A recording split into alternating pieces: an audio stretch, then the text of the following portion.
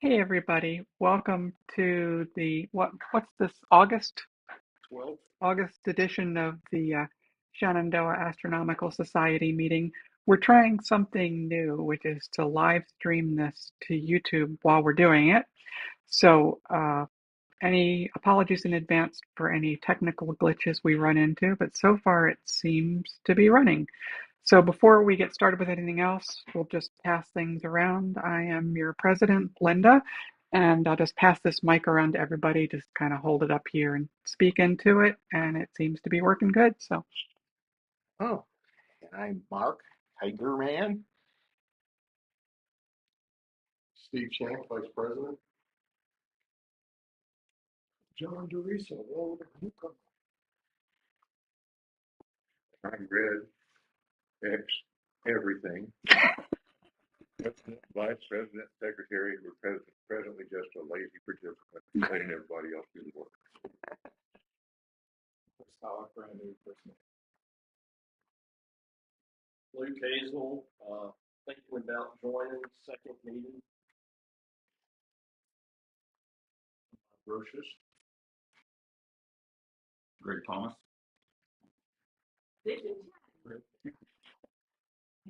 all right, thanks. And so we have one new person again, and I'm sorry, I didn't catch your name.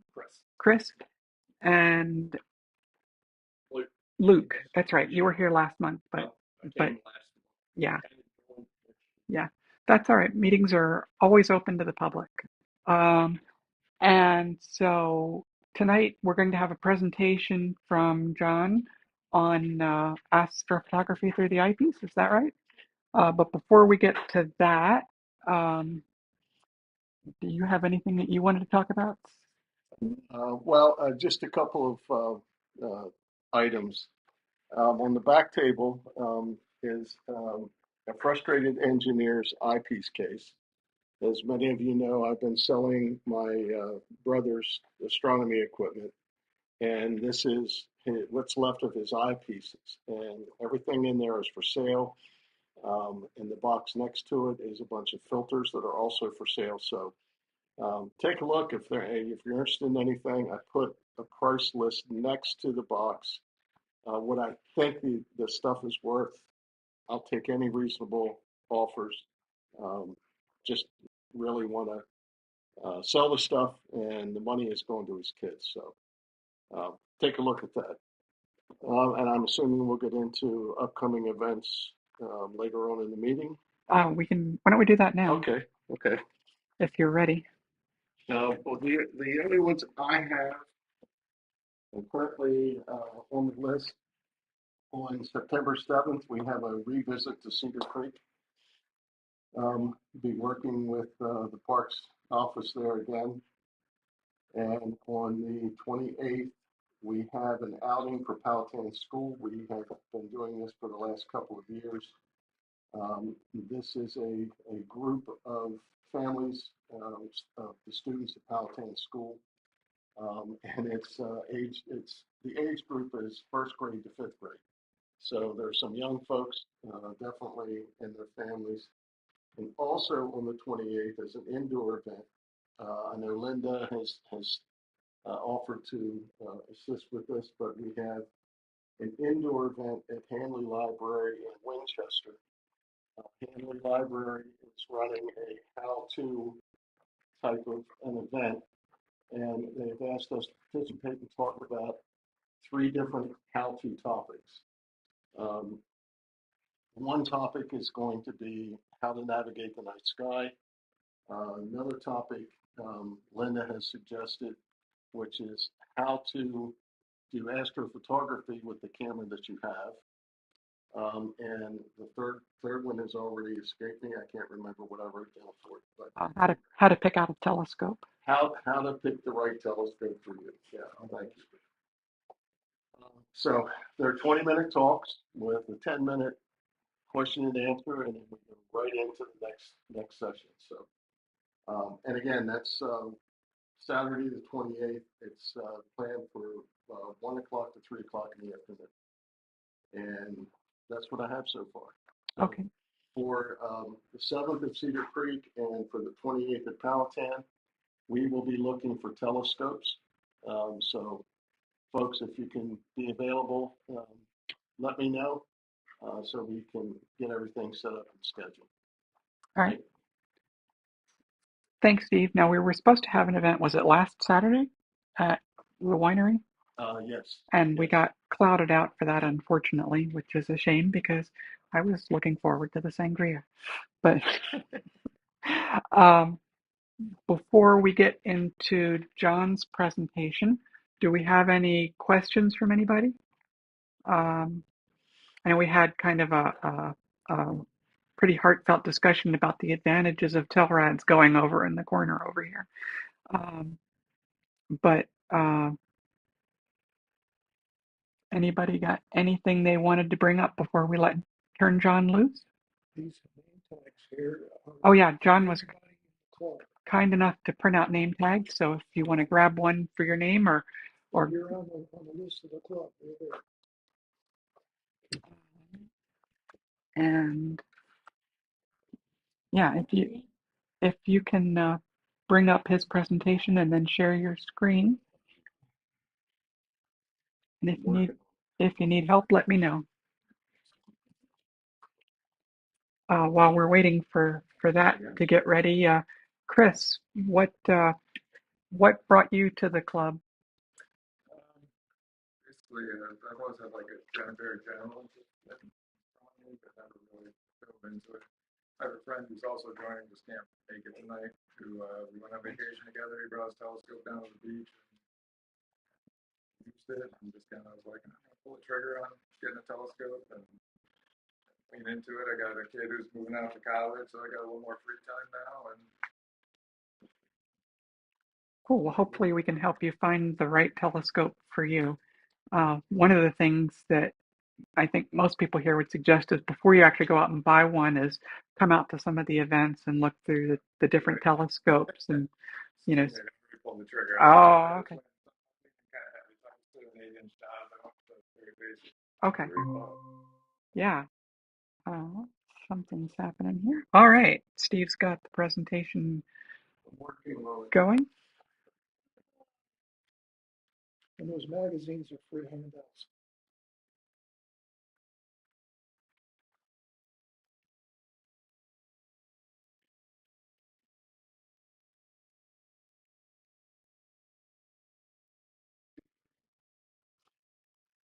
Really.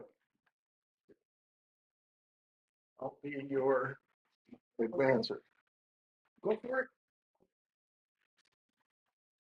Well, I don't know how the rest of you, the first time I ever even thought about taking a photo of something that I was seeing through the telescope. I grabbed my iPhone, just like everybody else does, and I held it up to the eyepiece and like this, just trying to, where do I hold this thing here? I got it just about right. Wait a minute, now I got to press the shutter here. Where's the shutter button? And I'm jumping all over the place. You've probably seen the same thing if you go to a start party and you see folks wanting to do the same thing. They look through an eyepiece. Oh, can I take a picture of that? Well, this is the idea here, how to do it with just your phone. So another title for this thing would have been with your phone, photography with your phone through the eyepiece. That's the idea here. And it's not cheap. So it's not really astrophotography when it's cheap. You're going to find out. We brought several adapters, adapt the eyepieces to the phone. Pass them around here and you can see the general idea. Well, 5 years ago, there weren't very many of these things, but now they're just all over the internet. And some of the stuff is pretty good. Some of them it's very expensive, some of them are cheap. They probably won't pull up right. So I give you an idea of some of the things that you can look for at least. So all eyepiece adapters, that's what we're talking about here. They attach to the eyepiece and they eliminate holding the phone up to it. The adapter holds the phone for you and it holds it steady and it stops the shaking, which is a big deal. Most adapters, we'll be passing some around here, clamp to the eyepiece. They clamp onto the eyepiece in one way or the other. I want to explain right off the bat. Most of you will know the different parts of an eyepiece. This is called what I call the barrel. That's the part that actually goes into the scope like that. The rest of it up here, I call the housing. I don't know if everybody uses the same terminology, but this is where the clamp will grab. The clamp will grab up here on that part, or it can actually attach to the very end. Okay. The adapters that I'm going to show will all accept what we say a 1¼ eyepiece. The 1¼ refers to the diameter of the part that goes into your scope. And some eyepieces are 2 inches, bigger ones, like this baby right here. Okay. And that also will go in. Not all adapters, very few of them, as a matter of fact, will actually grab this much. All of them, most of them, will grab this part here. We'll call it housing. Some smartphones, before I get into too far, when you're using these things with your adapter and kind of take it out, most of the adapters require that you remove the eye guard. It's right here. So you very carefully lift the rubber eye guard off like that. The reason for that is it's going to sit flush against the back of the camera. It's in the adapter. So we remove the eye guard. Smartphones. I had a Samsung Galaxy, now I'm using an iPhone 14 here. And so some of the pictures that I've got here refer to what I did with the old Samsung. But one thing I want to point out to you here, some of the adapters like Celestron makes, they're peddling them now with what they call the DX version. That's, if you get the DX version of the XYZ and all of that, what they do is for another $6, they give you a little module that you can press and it releases a shutter on your phone. It's wireless, it's Bluetooth wireless. Here's a way of getting around it and saving $6. You get on your phone like online, you call up the camera like this, and in the accessibility part of the phone, you can adjust it for voice control, and you can even program in a command like take screenshot, take screenshot, like that, and bingo, like that.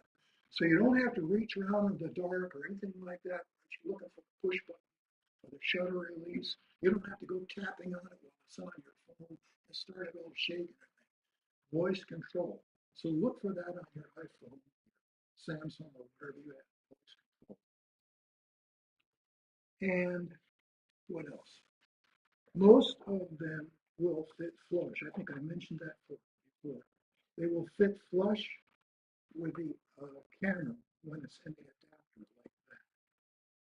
And the reason for this is kind of like it's analogous to binoculars. You want it as close as you can get it, because if you look through binoculars before like these, if you have glasses on like I do and you look through it, yeah, you can see things okay, but you're kind of cramping down what you could see if you take them off and get it right up close. Your view is a lot wider, right? So when you get it up close like that, you see the whole view that the binoculars have to offer. And the same thing is true with eyepieces. If you're looking through a telescope like that with glasses, you probably are not seeing the whole field that the eyepiece has to offer. So if you take your glasses off, so you get this question all the time: should I leave my glasses on? Should I take them off? What you say is, if you can take them off, look through that, you're better off, and you get a lot wider view. Okay. So with that, we're going to move to the next slide here and start showing some of these things. And the first one we've got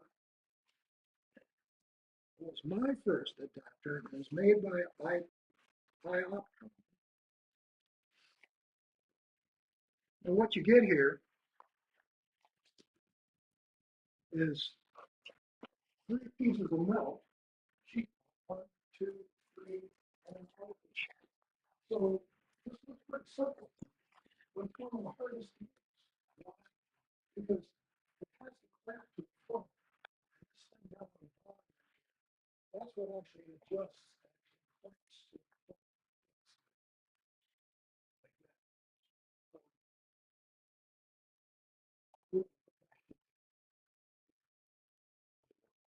I'll get you there in a second, John. Okay. So anyway, we start testing this thing around. And you can take these up. Mine is not the red. It's the same thing. Here you can see the 3 pieces. And a lot of these adapters will actually clamp to the side of the phone like this. I've got a picture of that.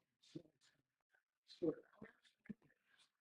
The problem with this thing is you're trying to adjust 3 things at once. You're trying to adjust the phone clamp in this direction. You're trying to go against the phone in that direction. And you're trying to position that over the camera's hole on your phone. This particular adapter, unlike the others, can only be used with the eyepiece that they give you. This one here is a 12.5mm, and it screws in. They put an extra hole in this thing here, just a confusion, but it screws in here like this. There. That's what you use. That is the eyepiece, the only eyepiece that you can use with this adapter. So this now goes into the telescope. The phone goes on the top of it, and the phone has to peek through this thing. So it's very limited. And look at it, 58 bucks, thank you. So it's 3-piece construction, it clamps to the side of the phone. You get XY adjustment, meaning this. XY adjustment means you can tip this thing back and forth so that the lens on this thing is pointing straight into the camera. X and Y. There is no Z-axis. In other words, you can't adjust in this direction like that. Sometimes you want to, others can't. There's one of the adapters that I have. You can do that. So pass this around. That's the other option. Very expensive. It looks simple to use, but in practice, it's kind of difficult. Holding 3 things at once and tightening one screw on the thing to make it all come together. Particularly phones tend to have more than one camera. Yeah, you have to get the right. Sure. Yeah. That's right. Next slide. So you're stuck with one eyepiece, 4.5mm, which means like 1 power if you want to telescope. Particularly. There it is, right here. This is my old Samsung Galaxy clamp to there. So have clamp to the phone. At the same time you're clamping it on the phone, you put it on the surface and you push it down and you adjust this back and forth until it's looking. You know when it's looking through. We start without the eyepiece first of all, and you look to see through the hole in this thing is directly over the camera's hole. And when you get all back on here, you will have to twinkle a little bit up, down, so you can't have it completely tight. This thing's a little bit of a pain in the neck.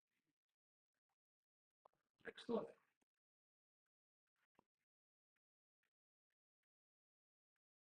Oop. Okay, this was on my porch up in New Jersey. Here is there's my Samsung phone. And the doctor is you can see the clamps inside. This is another. Some of the adapters in here, if you go to buy one, you want to know is the clamp can actually interfere with volts. Also, does it have access to the charging? So you might want to be able to charge your phone if you have this thing out there for a long period of time. So this is that I use. That's an 80 millimeters. And the next slide. This is a shot I took back there of transit of Mercury. This is Mercury, right? I was taking a video at that time. Now, Mercury takes a long time. I forget how actually it's the sun. So what am I doing taking a video of something? Well, my scope was not a tracking scope. It didn't track. I just wanted to know, if I point this thing, how soon will it actually drift out of the field of view? So I had a solar filter on my scope so I could just see this sunlight. And the video was running right in the middle of all that. Here comes a mark. Shoot right through all of those. So I didn't plan that. You can't plan something like that. Maybe a little bit later. We might see this again. Next one. Okay, so this one is one I like quite a bit. It's made by Mead. It's not cheap, no. This is the Mead adapter here. Should have took the time to take these apart. So the Mead looks a little fancier. It's got the same kind of arrangement here as the first one, where you know pieces of metal slide back and forth and clamp the phone like that, and an XY position. But this time, instead of a simple hole, this is where the eyepiece goes in this one. Not the barrel end, the other end that you look through goes into like this. So it sits in here like this. This would go into the telescope in this direction. So this end here is the camera side. It mounts like that. The problem with this one here, how does this actually grab and hold the eyepiece? See the three screws on here? They're plastic. Not only that, they're metric plastic alone, and they strip. So, Mead gives you a break, and they actually include 3 extra plastic screws that you do like. But that goes in there like that. And very carefully, you snug this all up in here. And I never had a problem with it falling off because I was very careful not to bump it. But that's the way this one attaches. The eyepiece goes into there. Phone clamps. So,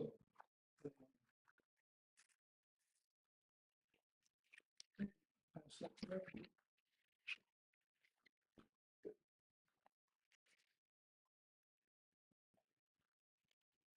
Butt in anytime you want to. Stop. Here you can see the clamping action. What you can't see here is on the other side. That's actually facing the lens. That's not my photo leaker. That's a reverse. Okay, next.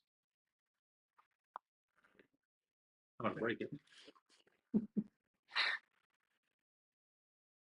I just looking, so Yeah. It's a little tricky to set down in there. yeah. And if you notice, it just about clamps where the eyepiece rubber used to actually go in there. You can get around the plastic screws by going to Home Depot. They sell them full metal screws. And about a half of an inch long over the water. And you run the risk of going metal screw on the side of your eyepiece.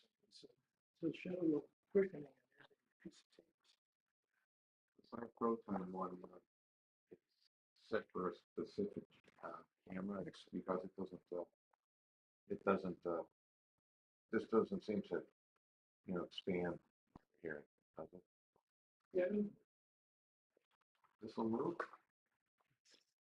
Things pretty complicated. Oh, I see. Yeah. That's what I mean, how tricky it is to get all 3 of them going forward. Yeah, gotcha. So, the main one, they're fairly light, so they're quite nice. The next one also has a z-axis. So when you're looking at the mean over there, you'll see that there's another screw on the side for actually adjusting the distance from the eyepiece to the phone. Again, most of them you'll want to right up against the phone, so that's one way you get there. You Every movie road. This is what's interesting here. Not all adapters take any size eyepiece. This one here takes less than 1.3 inches. The one that Red has got right here, yeah, the eyepiece right there, that's a 26 millimeter. And that just does fit inside there. And you'll find that even a Meade eyepiece that is a greater focal length, in other words, 31, it won't fit in. Meade won't fit into the Meade product. Smaller ones, yeah, 12 millimeter, 16 millimeter, with the Meade series. But that's the big, I want to highlight that. Those screws are easily, I stripped one already. Probably if you tightened it in there, you can get extras. Next slide. All right, this one, Turing adapter. Now, I got to admit, I don't have a lot of experience with this. Very little. I haven't even taken it out of the field. I've had it working in the house up to my school. And it is some kind of expensive. The big selling point on this, I saw this first at Sky Lights Park. One of these out there. And I thought, wow, this is really something. Because how do you attach your phone to this? You don't see the clamps to the side. This pad right here, it's magnetic. Your phone's not magnetic. So you got to do something about that. And next slide. Only another $19. You can get a metal ring that based on the back of your phone here, right here. You see this metal ring? It's right on the back. Well, that comes with this for $19. You get that steel ring, and it has adhesive on it. And they gave you a little kit here, so you can't misalign it. You press it on, and it stays on your phone. It stays on your phone. Okay, pass the phone around. See that? So it doesn't make your phone magnetic. That's just a piece of steel. Okay, doesn't make it magnetic. This thing, the actual current adapter, does it. What's kind of neat, it looks like a nice piece of engineering with all the work they've done, and it's just about all metal. Here, this is what I wanted to show you. That's the magnet pack right there. And if you try to paper clip, it won't stick to the back of the thing. So the nice thing about Turing adapter is when you put this on, you can take your phone off of it and on it. Really, no clamping involved. What don't I like about it? Well, there is a space here because you can see where the hole is in this thing. Where the eyepiece goes, this metal's got some thickness to it, and there's a pad right here that provides a little bit of space between where the camera is going and where the lens is. So there's about a total of a quarter of an inch of airspace where you cannot get the eyepiece completely up to the back of the phone. Makes a difference because I have yet, I've been playing with this thing to get a complete field of view that doesn't have a little bit of cutoff on one side or the other. So it's a relief in there. I just don't care for it that much. So what's nice about this is how it does clamp the eyepiece in here. See the three middle posts in there? And this knob on the side here, you can crank that if you want.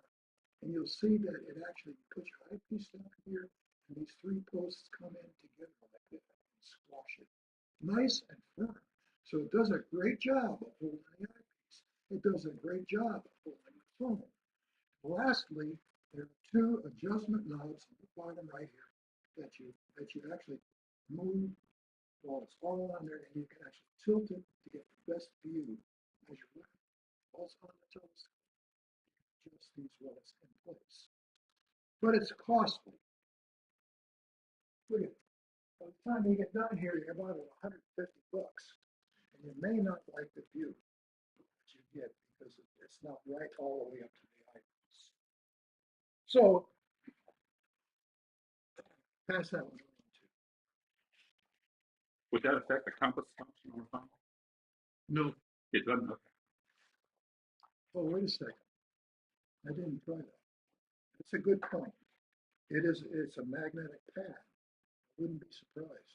So I came in late, so what's the advantage of using a cell phone as opposed to just buying a cheap used camera? I use camera. Lots of people have cell phones these days, and But I mean, you could buy a camera, a really nice used camera for a lot less than $140. yeah, right. Then you still have to have it somehow attached to your telescope. With a T adapter for another $20. Well, maybe that'll be the purpose of another talk someday. When you get different cameras, what can you do besides a cell phone? But this whole talk is aimed right at using your cell phone. You know, it just looks complicated Yeah, it is complicated and costly. and costly. Yeah. Yeah. So, but it has no z-axis adjustment. For all the machining and engineering work, you still can't adjust the distance between the eyepiece. That sits on the end of the focus. So you can adjust the Z. Well, it isn't really so much the focus. Smartphone focus. It's just that you cannot bring it close enough To the focal well, point. to- yeah, that's right. You always have that space in there that you can't do. Yeah. Next slide. Okay, I've seen this guy before, I think. This is one of the, it was originally one of the most popular ones. Celestron XYZ. I had it out, and I've used it for a while. I think it's the downside of this thing is that it's ponderous. It's just huge. So, I mean, nice engineering, mostly metal, some plastic in there. But the way this one plants the eyepiece is like this. See? Put your eyepiece, the eyepiece goes in here like that. And there's a knob on here to lock it shut. That's nice. So this thing can't accidentally come off here and the whole thing goes down the ground. So it actually can be locked into place like that. And it may, I don't know, pretty good sized body or housing of an eyepiece will fit in there. Remember, you're not doing the chrome end of it. It's an actual telescope. So it has 3 adjustment knobs on it. And that's why they call it XYZ. You'll try it when you get in front of it. See, one moves it in the X direction, and the other one moves it in the Y direction. And then finally, there's another knob on the side here that actually does move it up and down, so you can get it closer and farther away from the phone. So this is the XYZ. Put the next one. It's $75. I'm sorry. I go too far? Yeah, you went too far. $75 for this guy. Almost 10 ounces. Kind of heavy. So if you have a light telescope, chances are you're going to need a little bit of weight in the far end of the thing. Start falling out of balance. So it's ponderous. It has a very good clamp. This is a side clamp on the phone. It's spring loaded. It really grabs on really well. I'm not sure about the bottom end. If you slide your phone into this thing, does that actually block the charging point? I think it might. So if you use this, you might not be able to charge your phone at the same time that you're using it. Pass that guy. You have a way to do?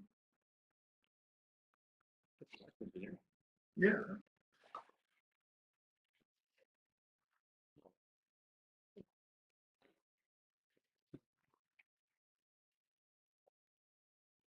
Like I said, this is available in this DX. Shows me that you can get away from it if you learn how to use your phone for the voice command. This is a watered down version of what you're seeing with what you're being tested. Okay. This one here is called the Next Go, not the Next Y, X, Y, Z, because it doesn't have X, Y, and Z. It clamps the phone different. See the spring clamp on the other one there? This is what I call a frame attachment. That's my word for it. There's a metal frame, the eyepiece goes in, and this round knob in here drives a screw in so that it clamps shut around the eyepiece body. So this is what's known as clamping it. It still has the same spring clamping to the phone, and it's got this knob clamping the eyepiece.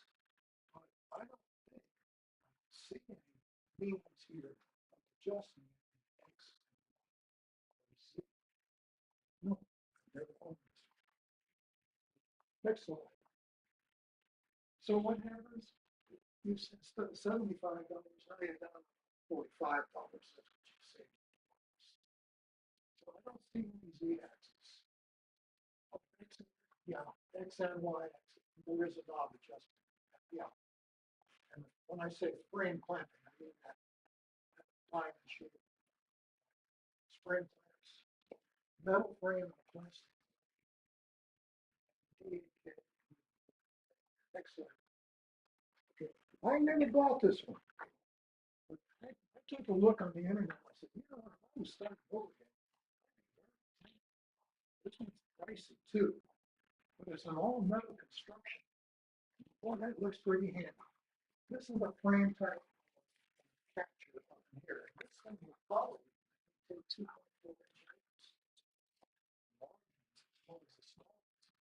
So you put all this in one line, snugs it up real nice and tight. It has a Z-axis control, X and Y. So on it, and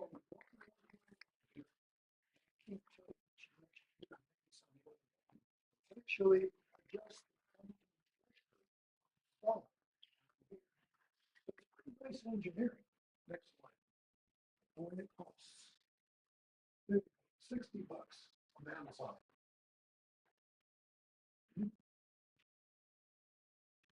So that frame looks pretty rugged.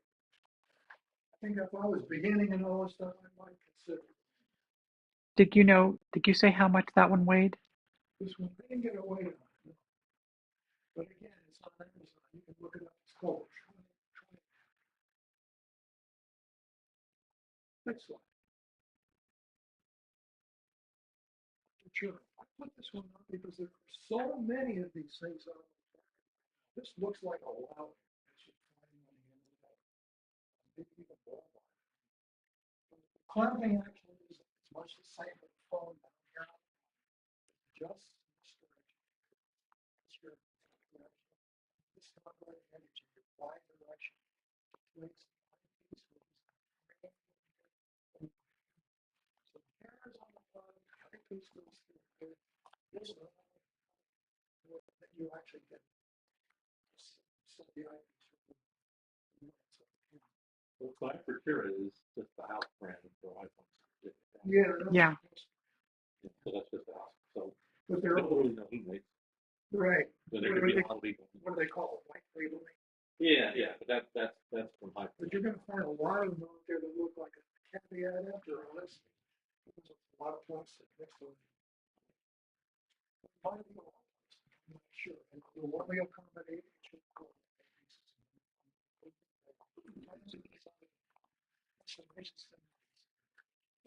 okay. Next slide. Okay. Again, transit of Mercury. I hope we can show this. Excuse my exuberance. I took a video here. This is a complete video. So, let's start slow. Let's see clouds moving.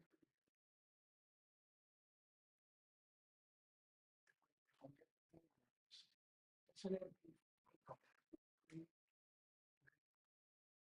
Really? I can't tell. There's no choice. Really just hit the slide.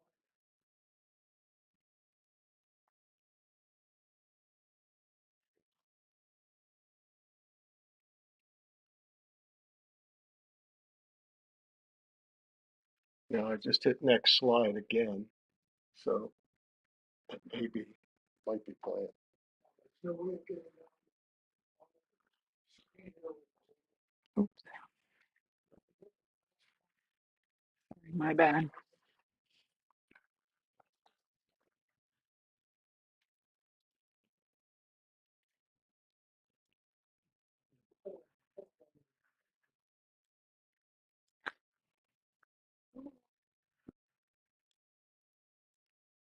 Drag that down. I was dragging the wrong scroll bar. No, the inner wrong bar. Oh, there. Yeah, there we go. And then right click on that. And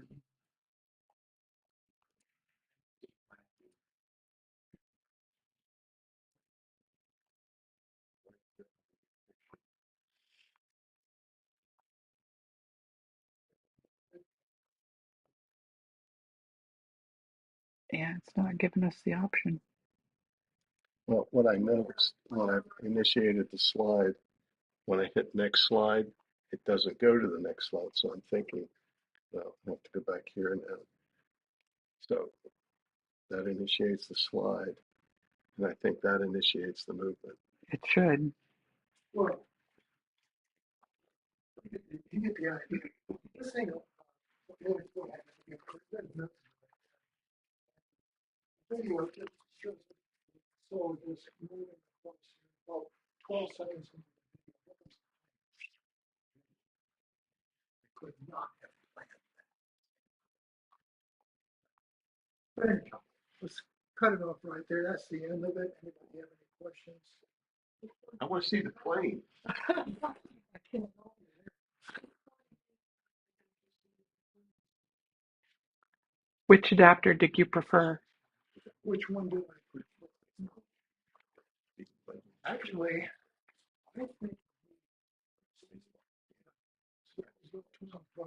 I think you could still get it. Maybe not for long. The only caution is that the screws on the side are frosted. Be careful. It does a nice job.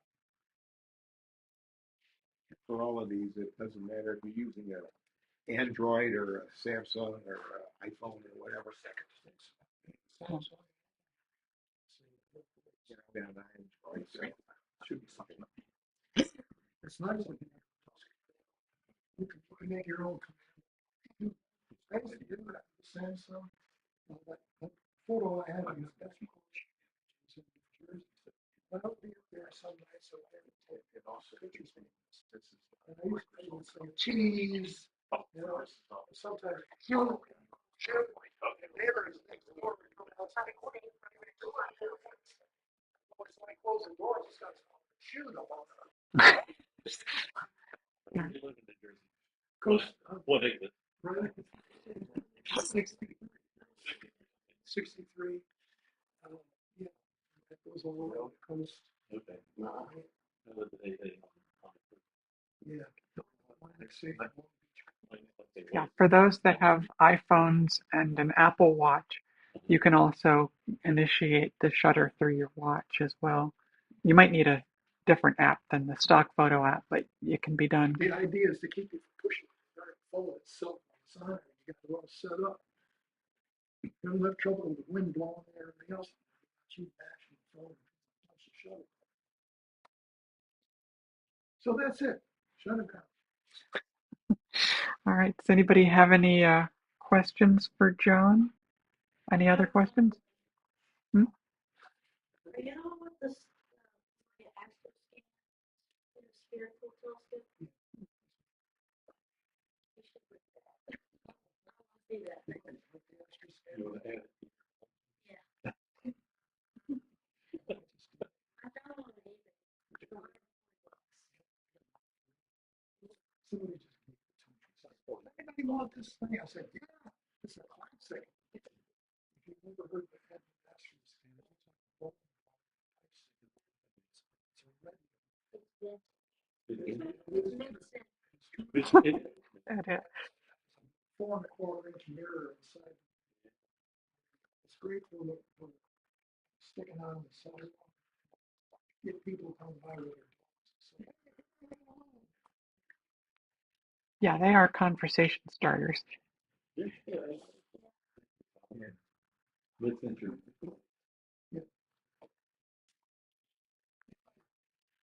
Okay, All right, thank you, John. great.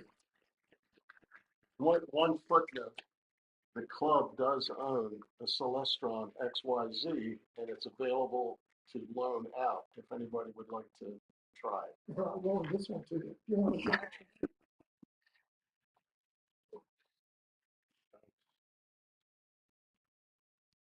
All right, so let's recap the upcoming events. We've got the 27th, was it?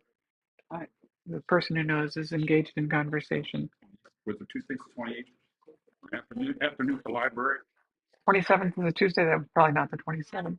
What, Steve, I just wanted to recap our upcoming events for people. What were the dates? I'm sorry, were you talking to me? Yeah, I was just wanted to recap the dates for upcoming events. September 7th, Cedar Creek. Okay. September 28th, Powhatan School. That's in White Post, I think it is. Yeah. And also on the 28th in the afternoon from 1 to 3, we'll be at Hanley Library doing an indoor program. Okay. And we'll put reminders about that on the mailing list when we get closer to the events to try to give people a heads up. Our last successful event was at Shenandoah County Park. I'm sorry, what did you say?